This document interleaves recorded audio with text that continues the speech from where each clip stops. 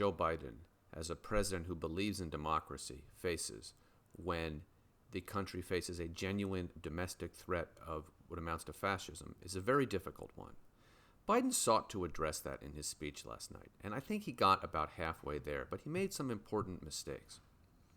It is critical, if you want to get the message across about the threat of genuine fascism, the threat of the destruction of what democracy we have here in the United States, that you disaggregate that from policy. Because while I believe that Republican policies on everything from abortion rights to guns to the economy are disastrous, they are not axiomatically undemocratic or a threat to democracy or fascistic.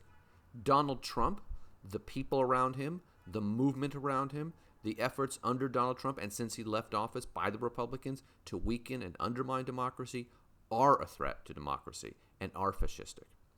And Biden needed to address that and that exclusively if he wanted to really make his point about the threat of fascism.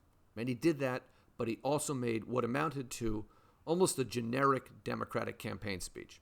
And in doing that, he lost the threat of the threat of fascism.